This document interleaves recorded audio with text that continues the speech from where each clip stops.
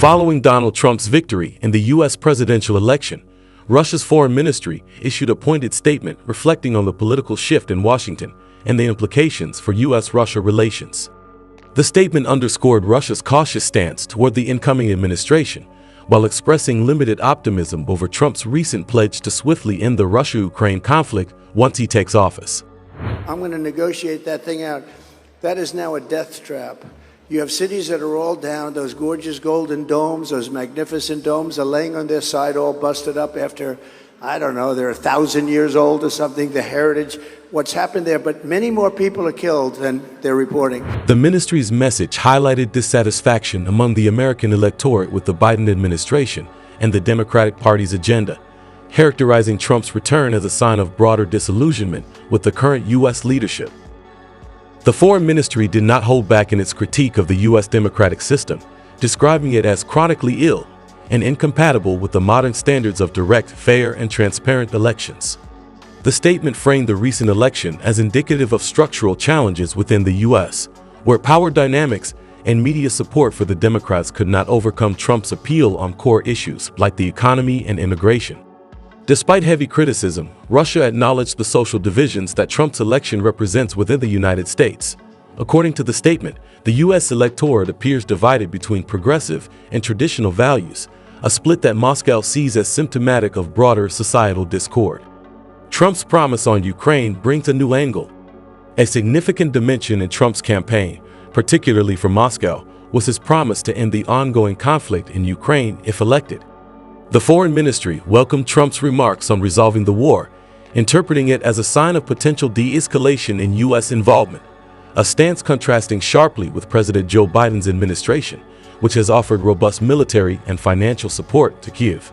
We had very good meetings today with the Quad. There's unanimity on continuing to support what's going on in Ukraine, helping the Ukrainians. We also talked about the Middle East. We think there's a road to peace there. It's going to be harder, it's going to be difficult, but we're all on the same page. So there's total unanimity. President Vladimir Putin commented on Trump's recent statements about Ukraine during a press conference, noting that he found Trump's desire to end the conflict sincere. Mr. Trump said recently, and what I heard, he spoke about the desire to do everything to end the conflict in Ukraine. It seems to me that he says this sincerely. We, of course, welcome statements of this kind, no matter who makes them. While Putin downplayed reports that Trump had allegedly threatened a strike on Moscow during a past conversation, he expressed openness to any U.S. leader seeking peace. He further remarked that it is pointless to threaten Russia, underscoring Moscow's position of resilience in the face of potential adversarial rhetoric. The Russian foreign ministry tempered any optimism over Trump's statements by reiterating its view that core U.S. policy objectives toward Russia, particularly around containment and anti-Russia measures, are unlikely to change with new leadership. Russia remains cautious, interpreting Trump's victory as a possible softening in tone, but not in strategic substance. We have no illusions regarding the president-elect, who is well known in Russia. The U.S. ruling political elite adheres to anti-Russia principles and the policy of containing Moscow, read a section of the Foreign Ministry's statement. This skepticism reflects Russia's experience with previous U.S. administrations, where shifting political faces did not ultimately change the underlying strategies directed at limiting Russia's influence. As a result, the Kremlin is signaling it will maintain its national interests and strategic objectives in Ukraine, with or without a new U.S. administration. Finally, the Foreign Ministry reaffirmed that Russia's goals in the special military operation remain firm. Moscow's conditions for any negotiation, it stated, are well known to Washington, with no intention of compromising its objectives regardless of the U.S. presidential outcome.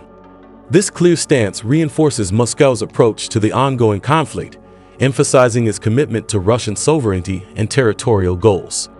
Washington is well aware of our conditions. They have not changed, stated the ministry.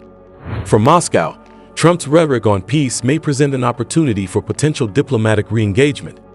However, the overall tone of Russia's foreign ministry suggests that while Trump's campaign promises may have raised hopes, the Kremlin remains pragmatic, focusing on continuity in defending Russia's interests.